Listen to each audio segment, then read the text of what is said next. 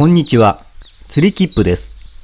今回は4月後半から6月までの作業の様子と芝の成長具合をダイジェストで見ていきたいと思います。この時期の成長はすごくわかりやすいので、ぜひじっくり見ていただいて、調子の悪い方は参考にしていただければと思います。また、このチャンネルでは芝生を始められたばかりの方におすすめの道具紹介や、今年芝生を張った方向けのお手入れ方法や、育ちの悪い芝生を一緒に育てていく芝生復活プロジェクトなど、芝生を育てていく上で知っておいた方がいい初心者向けの動画などを多数配信しておりますので、ぜひチャンネル登録していただいて参考にしていただければと思います。この動画の後半には、今年芝張りをした姫高麗芝の成長とお手入れのダイジェストも見ていただきますので、お楽しみにしていてください。では早速、メインの高麗芝の成長とお手入れを振り返ってみたいと思います。3月の更新作業が終わって、4月から徐々に芝生が成長を始めます。そして気温も上がり始める4月半ばの状態がこちらです。これは4月半ばの状態で、ほとんど茶色のままで際部分しか緑になっていません。それどころか、苔実験のために右下には苔がたっぷり生えています。その苔を取るために苔用除草剤キレダーを使って苔がなくなるのかを実験しました。このように我が家の芝生は今シーズンかなり調子の悪い状態でスタートを切ることになりました。調子の悪い原因は昨シーズンの仮納めの時に低刈りとサッチングをした影響が大きいと思っています。ただシーズン全体を見て本当に調子が悪いのかも見ていきますので、9月以降前半の調子の悪い原因の答えを出していきたいと思います。そしてキレダーを巻いてから2週間ほどで綺麗に苔がなくなりました。調子を悪くするための原因の一つ、苔がなくなりましたので、ここからは全力で復活させたいと思います。以上が4月半ばの作業と芝生の状態の報告でした。というわけで、4月の末に復活プロジェクトをスタートいたしました。まずエアレーションをして、新鮮な空気を与え、根を張りやすくし、そして目土を入れることで保水力を上げ、気温の上がる5月に備えて作業をしました。4月半ばにはほとんど茶色で、苔もたっぷりだった芝が半月でこのようになりましたので、今後エアレーションと目土入れを定期的に作業し、どこまで効果があるのかを見ていきたいと思います。以上が4月後半の作業と芝生の状態の報告でした。4月のエアレーション、目土入れから約2週間が経ちました。それがこちらです。全体の割合は緑の方が多くなりましたが、5月半ばにしては全然スカスカです。ただ、4月半ばからの1ヶ月にしてはかなり成長したように思いますので、このまま加速していってくれたらいいのですが、この時はここからがかなり時間がかかると思っていました。そして5月半ばにした作業は雑草取り、芝刈り、肥料散布です。この時期は気温も上がり、芝生の密度もまだまだスカスカですので、雑草が増えやすい環境にあります。肥料の散布や梅雨の雨などで繁殖しやすい環境でもありますので、小さい雑草でも取り除くようにしてください。次に芝刈りです。芝生も順調に伸びてきて、長いところでは4センチ以上のところも出てきましたので、伸びすぎないように芝刈りを刈っていきます。短いところはまだ刈る必要はないですが、成長の早い際など刈る範囲が小さくてもできるだけ刈るようにしてください。もう一つの作業は肥料散布です。一般的にホームセンターなどで売っている有機肥料になりますので、5月半ばに肥料をまき、6月の梅雨を迎えて一気に成長スピードを上げていきたいと思います。ちなみにおすすめの肥料を教えてくださいとよくご質問をいただくのですが、今年はそういう方のためにあえてホームセンターに売っている肥料を買ってきて、少しでも同じような状況で復活作業ができればと思っております。では5月半ばの作業はこれで終了です。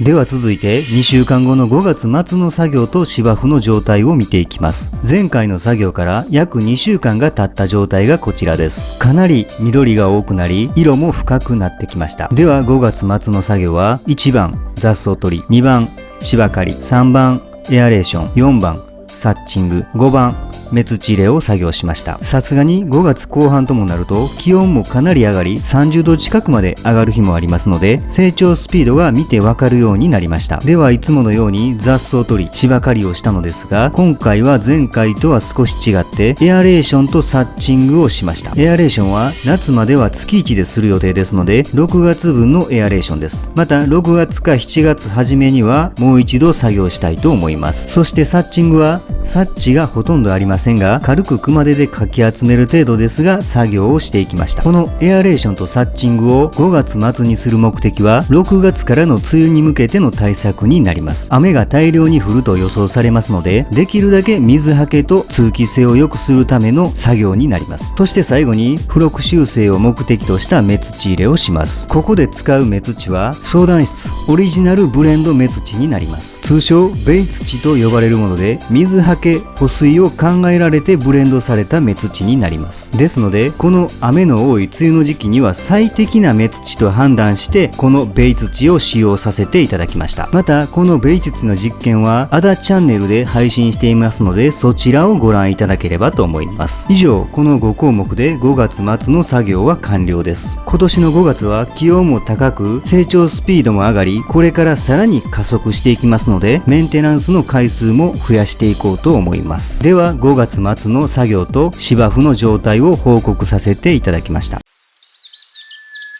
次はいよいよ6月に入り1回目の作業になります。5月末の作業から1週間後がこちらになります。黒い目土もほとんどわからなくなり、芝生の色もすごく濃い緑になってきました。ただ右下や左の一部分はまだまだ生えてきておりません。梅雨前の1週間でここまで成長しましたので、梅雨明けにすごく期待が持てます。では6月初めの作業です。いつもの雑草取りは毎朝していますので、今回は芝刈りだけの作業です。ただし今回は6年間使ってきたロータリー式の芝刈り機の刃を交換してから芝刈りをしたいと思います。交換する前は更新作業や際刈りなどで石を噛ませてしまったり、かなり荒い使い方をしてきました。その結果7年目の今年の切り口はこのような残念な状態になりました。今まで交換や鳩木なしでここまで持ってこれただけでも奇跡に近いかもしれません。このように切り口がちぎれたような状態だと、芝刈り後 2,3 日で切り口が茶色くなり全体が茶色がかってしまいますので、せっかく密度が高くてもこの残念な切り口で全て台無しになってしまいます。ですのでロータリー式に限らずリール式やバリカンなどの芝刈り機は定期的に鳩木や交換をおすすめします。では交換も終わりましたので、早速新品の刃で買っていきたいと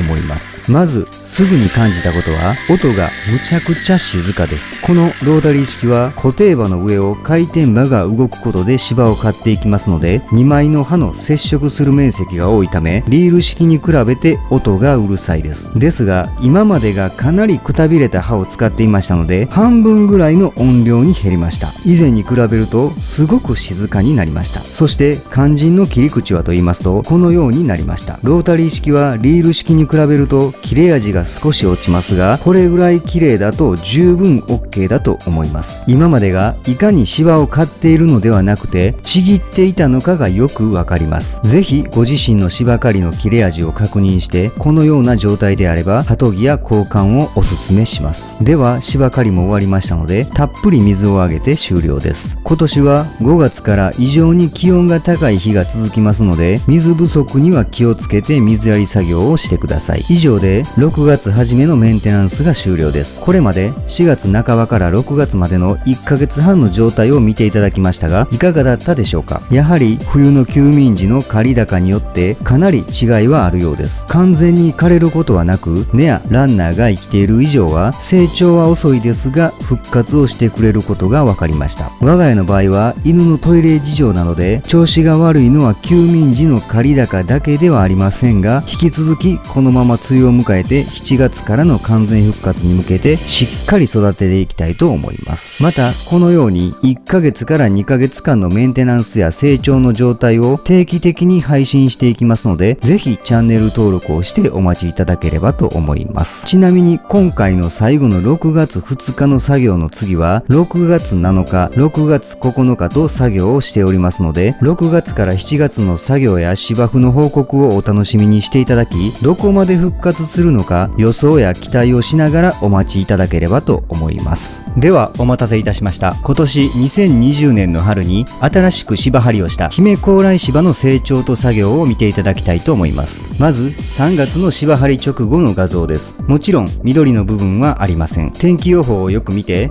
晴れの日は毎日水やりをして水不足にならないように気をつけました。次に1ヶ月後の4月28日の様子です。うっすらと緑になってきました。本当は全体に目土を入れたかったのですが、できるだけ予算を抑えるためにへこみがひどいところにだけ目土を入れました。この時は目土入れと水やりだけで作業は終了です。そして次は約2週間後の5月10日のメンテナンスです。ここでは芝刈り、目土入れ、肥料散布を作業しました。この時は刈り高を 20mm に設定して穂刈りを目的とした芝刈りをしました。5月に入りかなり気温も上がり、根もある程度伸びてきましたので、肥料を与えて成長スピードをアップさせたいと思います。それでは次は1週間後の5月17日になります。前回目土を入れたおかげで目地も埋まってきて葉も伸び、緑が濃くなってきました。この日の作業は芝刈りだけになります。刈り高は約 30mm 前後に設定をしています。また根も張ってきたことから水やりの回数も少し減らしています。ただ今年の5月は気温も高いので、晴れの日はできるだけ朝から水やりをしました。2日後の5月19日には液体肥料を散布してみました。この液体肥料がどれほど効果があるのかも見ていきたいので、しっかりと記録を取ってお伝えさせていただきます。少し成長の遅い部分とへこみが大きい場所には少しだけ目土を入れています。1週間後の5月26日になります。かなり伸びてきて密度も上がってきましたので、この日は芝刈りと水やりを作業しました。さすがに液体肥料が効いてきたのかすごく伸びてきました。芝刈りの量も芝面積に比べるとかなり刈れるようになり、またこの日から刈り高を 2.5 センチに下げていますので、芝刈り作業も楽しくなってきました。最後にはしっかりと水やりをして完了です。そして次は1週間後の6月2日になります。1週間に1センチから 1.5 センチは伸びるようになりましたので、目標は1週間に1回から2回の芝刈りをしたいと思います。もうすぐ梅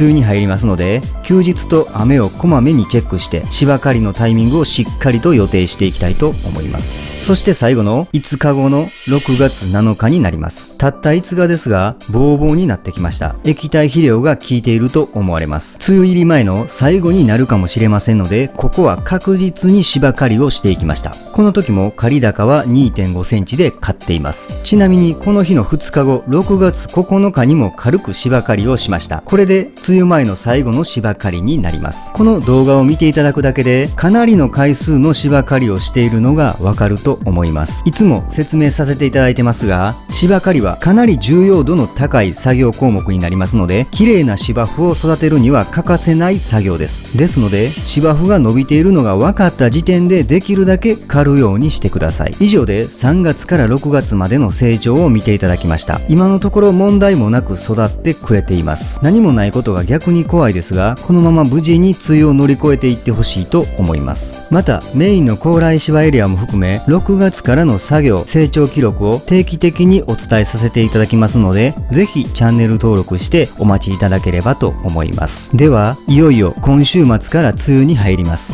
梅雨明けの一番楽しい時期をしっかりとした状態で迎えれるように十分梅雨対策をして芝生管理を楽しんでいただければと思います。それではご視聴ありがとうございました。